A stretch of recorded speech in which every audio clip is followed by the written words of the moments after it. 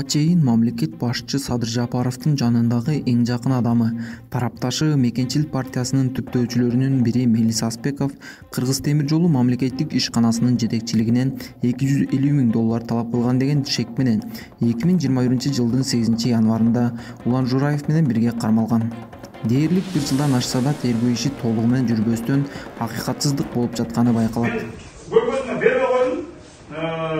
Terörçülerin kızmattaşları koydum.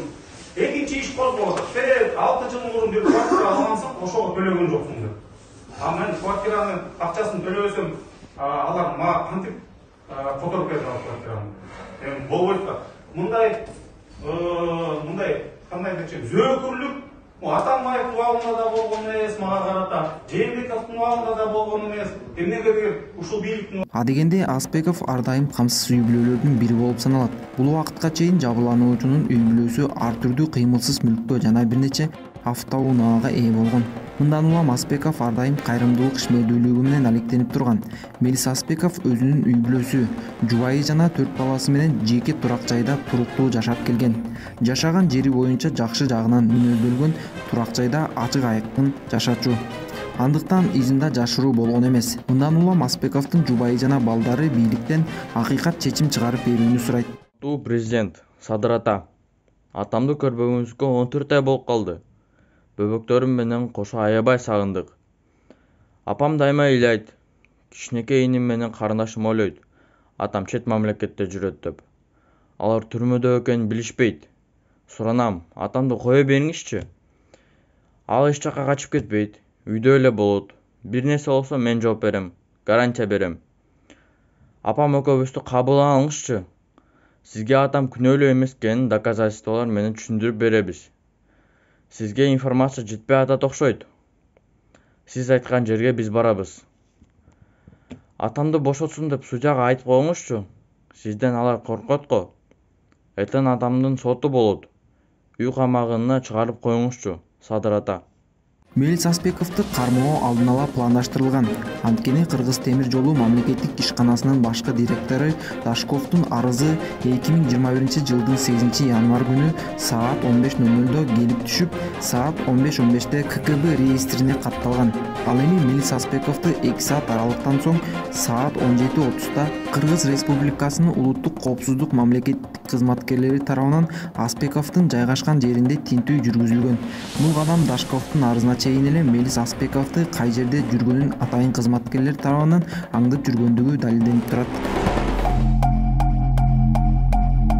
Ошол эле учурда УКМК тарабынан жарыяланган видео тасмада акча каражаттарын опузалоо, белгиленген акча каражаттар жана акча каражаттарын алуу фактысы болгон эмес.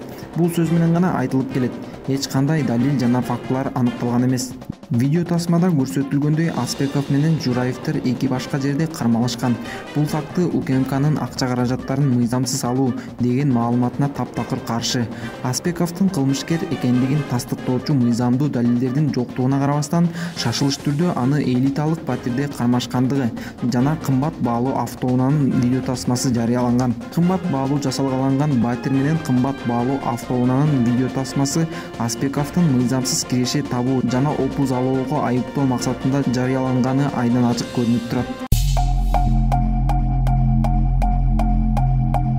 Мелис Аспеков менен бирге кармалган Улан Жураев тергөөдө Мелис Аспеков акчаны алган деген көргөзмө менен абактан бошоп кеткен. Бирок соттон Улан Жураев сотко келип, Мелис Аспеков эч кимден опузалаган эмес деп айткан. Андан сырткары Дашков дагы Аспековго сен менден эч кандай акча каражат алган эмессиң. Сен экөөбүздү мындай багытта сүйлөшүүлөр болгон эмес деп тастыктап айткан. В виде доказательств следствие пытается показать два раза номер автомашины Аспекова, который подъезжал к Дашкову на работу. И на мои вопросы Дашков ответил, что при 2 встречах значит, Аспеков и Дашков вообще не разговаривали на эту тему, на 250. Они говорили совсем о других, там инвестиции, там инвесторы и так далее. А вот эту тему, и это очень подозрительно.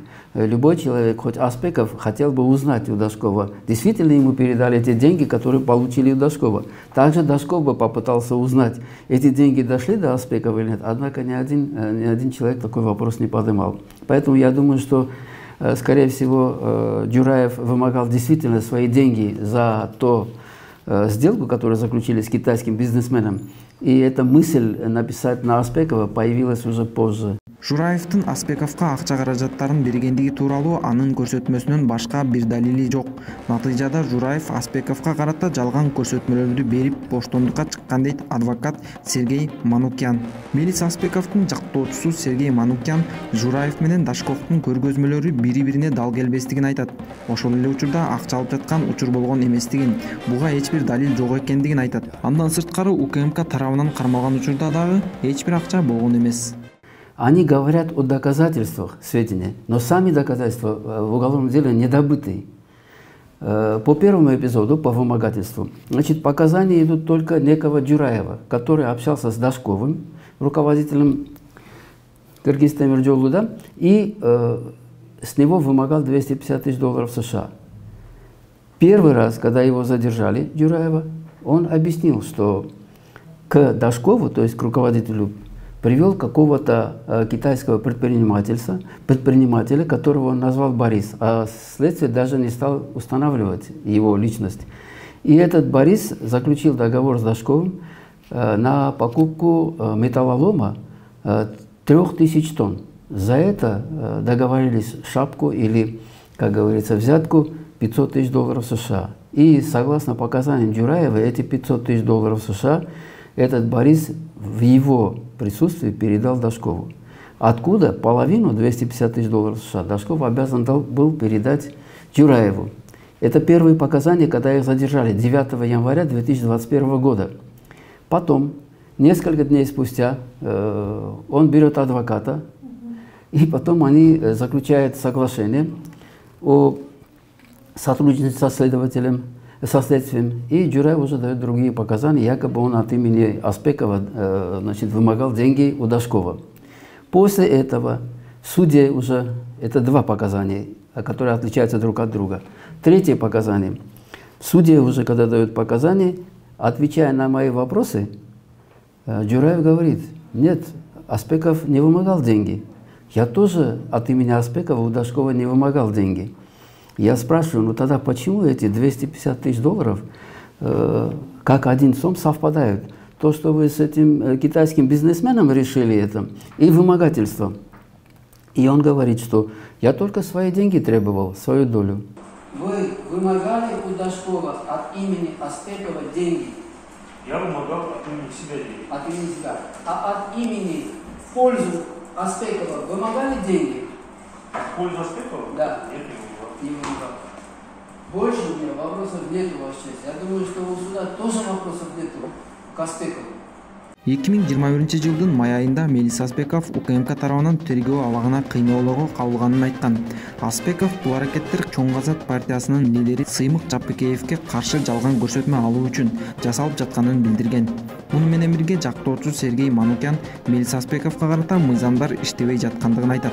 Анткени 2021 жылдын август айында Аспековдун жүрөгүнө оор операция жасалган. 7 саатка созулган операциядан соң бейтапты кайрадан СИЗОго алып кетишкен. Мындан сырткары Аспеков түрмөдө отурганда да 2 жолу инфаркт болгон. Өкмөттүн номеру 296-токтомунун 6-пунктуна ылайык мындай оор операция менен СИЗОго кирбеши керек болчу дейт.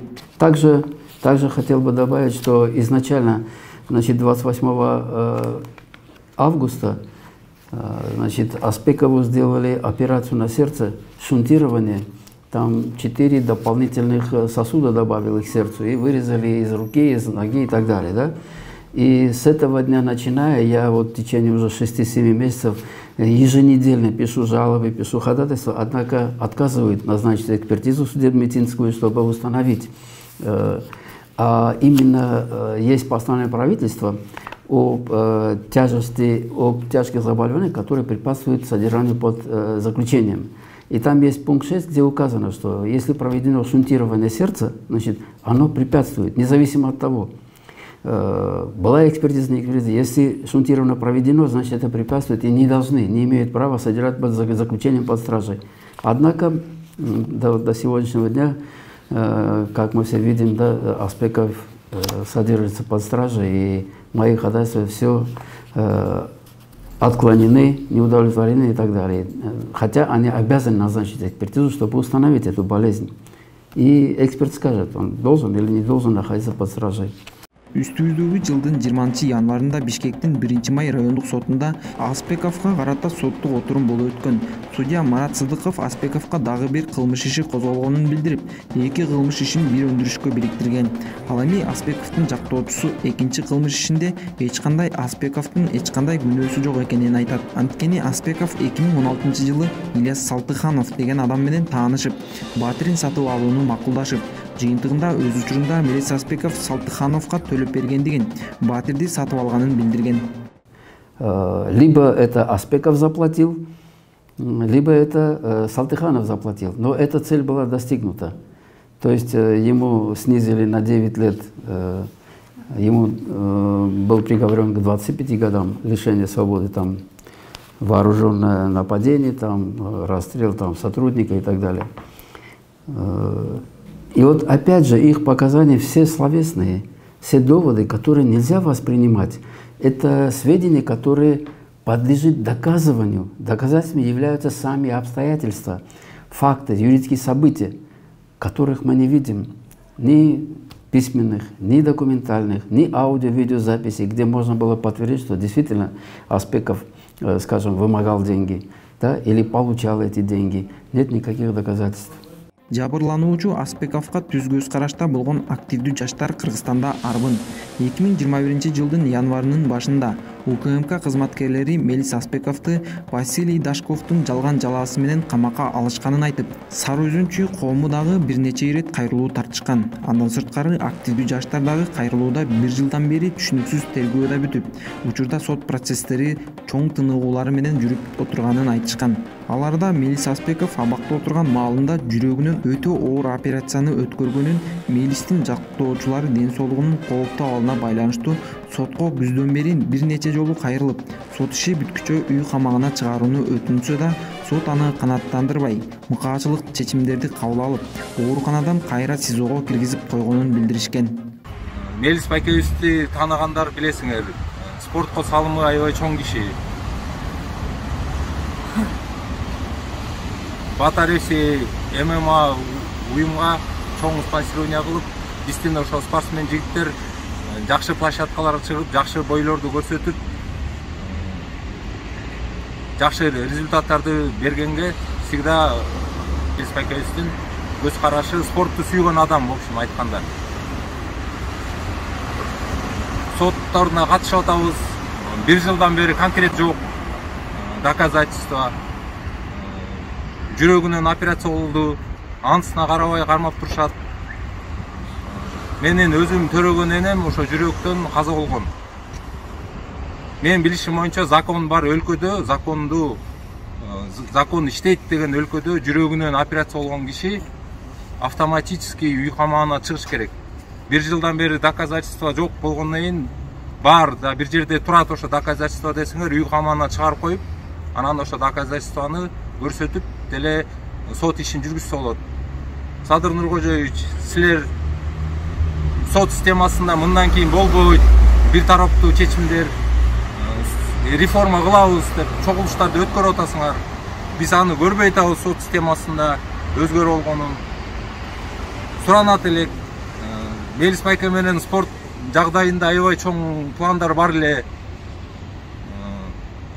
Ошондой адамдарды ошондой жакка кармап коюп, анан баягы эле адамдар Кыргызстандын өнүгүшүнө эч салымы жок эле жүргөнү бүгүнкү күндө бизди эле эмес, жалпы кыргыз элин өкүндүрөт.